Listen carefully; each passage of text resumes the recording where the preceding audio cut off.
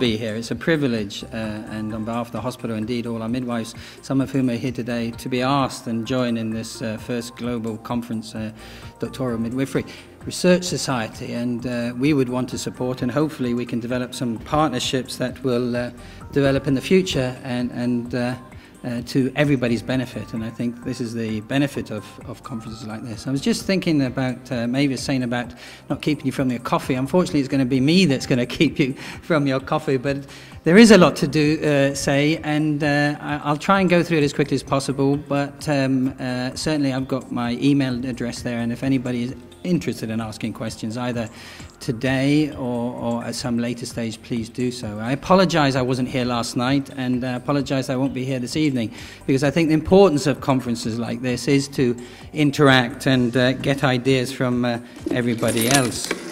Now, I was asked to talk about active management of labour and in relation to evidence.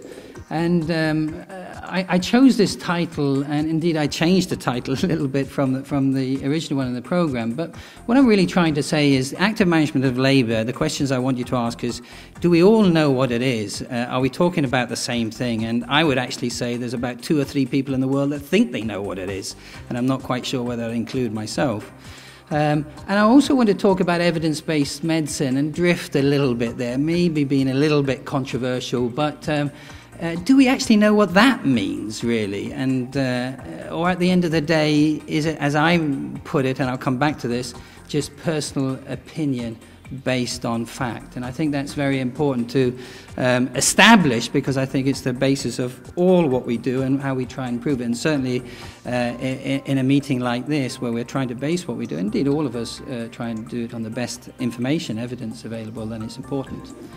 This is the National Maternity Hospital, and these 2 things are to reflect what we believe is important about active management of labour. Above everything else, what people read, what people remember, one-to-one care. And that doesn't just necessarily mean to one midwife in the same room as a woman, but actually what are they doing, not with their back towards them, but looking after them. And that is that. And that image I want you to remember, because everything else we do, despite misunderstandings, misinterpretation, is based on trying to provide that. And this is our clinical report, something which we're very proud of, something which develops from year to year, but that is what we believe, the evidence, and we record everything in there, and it's there for people to see, and for us to see and reflect, to make sure that we provide the best care possible. Just a little bit about the National Maternity Hospital. Tertiary referral unit, 9,300 mothers delivered last year. It's probably going to be more than that this year. 9,600 is a busy place. 68% normal delivery rate, 13% vaginal operative delivery rate, 19% caesarean section rate, particularly low in spontaneous labour, and a perinatal mortality rate of 4 to 6 per thousand, depending on what definition you use.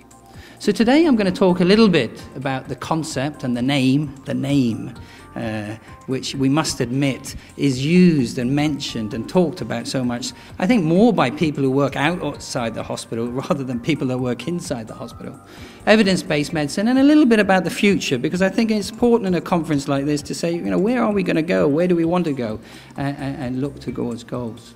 It would be remiss to start without talking about one of my predecessors, Kieran O'Driscoll, again a name which is synonymous with active management of labour, and quoted, and we'll come back to that in a minute, in the most unusual of places by people who would have many different opinions in many ways to the idea of active management of labour or how they interpret it, but he did make some important statements and reflections on labour. But the concept was, and this is 1963, an ongoing active involvement, supervision of labour at every stage with its primary objective, the improvement of the quality of care extended to all women in labour. And this is written in his clinical report and also in the initial paper. There's nothing, that's what we all want to do. There's nothing very mysterious about that. And indeed, a lot of the issues in active management of labour, there's nothing very special about all of them. It's the putting it together.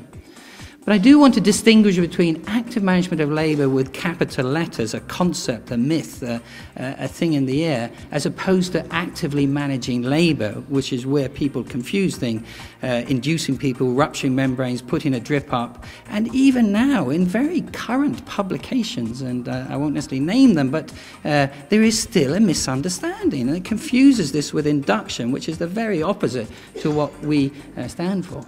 But most importantly, the whole business of active management of labour, and it wasn't even called active management of labour then, began with a paper in 1969, where the philosophy was, and the big issue at the time was prevention of prolonged labour, a curtailment of duration of exposure to stress.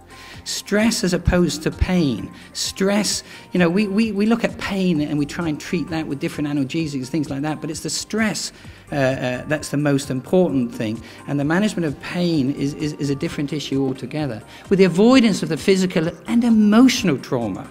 We concentrate so much on physical, but the emotional trauma, which is likely to follow prolonged labour. And indeed, it was a male obstetrician, O'Driscoll, in the early 60s, that commented at the time, although childbirth has long ceased to present a serious physical challenge to healthy women in Western society, the emotional impact of labour remains matter of common concern.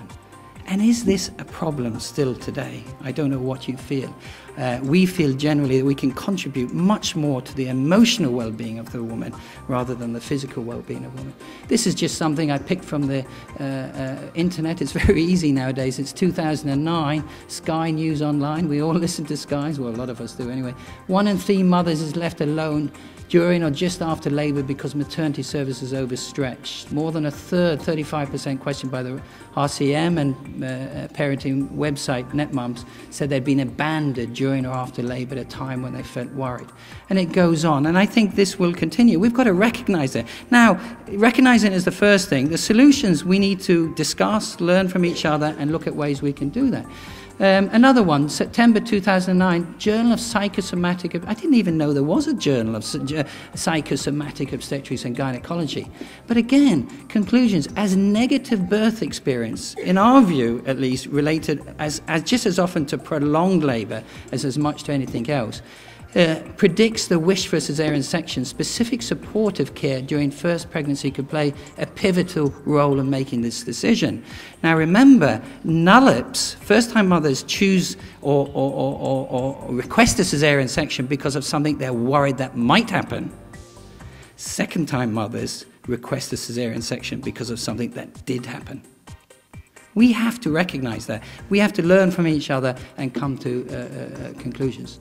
Now, back to active management of labour, and I think there are some important, precise points, and I'll bring them up. I won't avoid any, and certainly I'll answer any questions. But the key message is efficient uterine action, and that's the key to normality. And why we would agree with it, I suppose, where we differ maybe, some people differ in how we achieve that.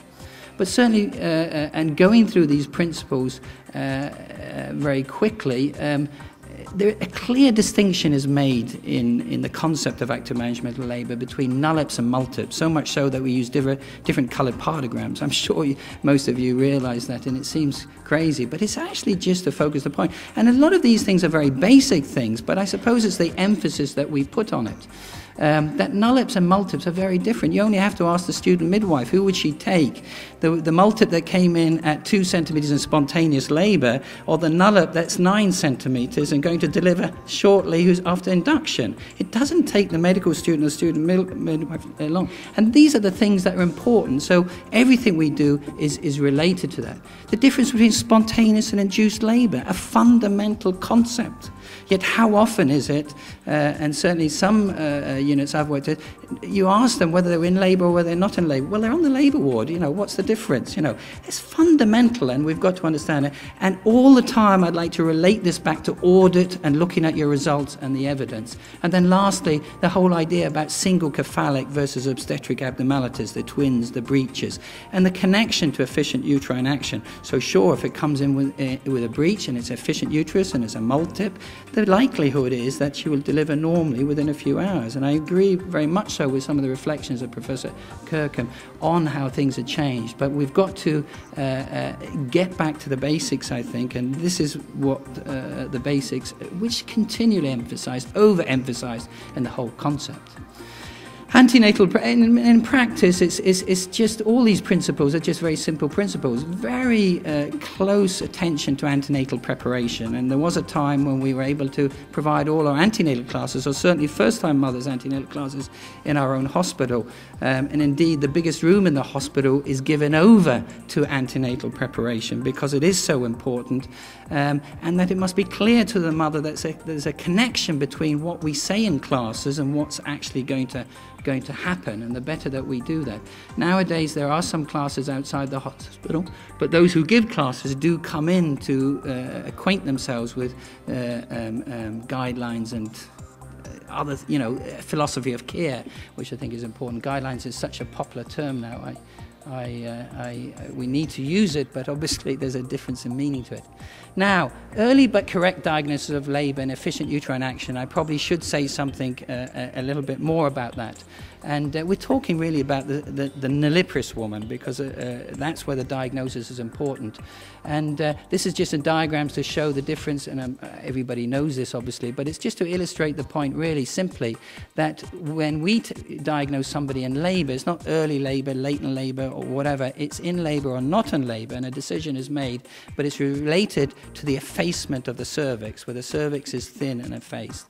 And I think if you put that on a partogram, or the template partogram, the Friedman's curve, just to illustrate over the latent phase, it's not the 1, 2 to 3 or whatever it is, it's where it's effaced, that's when they're started on the partogram, and that's when they're started in labour.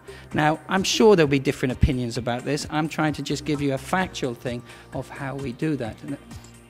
Now, and we're coming back to this group 1 in as in the 10 groups, which some of you may have heard of, but spontaneously labouring nulliparous women with a single cephalic pregnancy at greater or equal to 37 weeks gestation.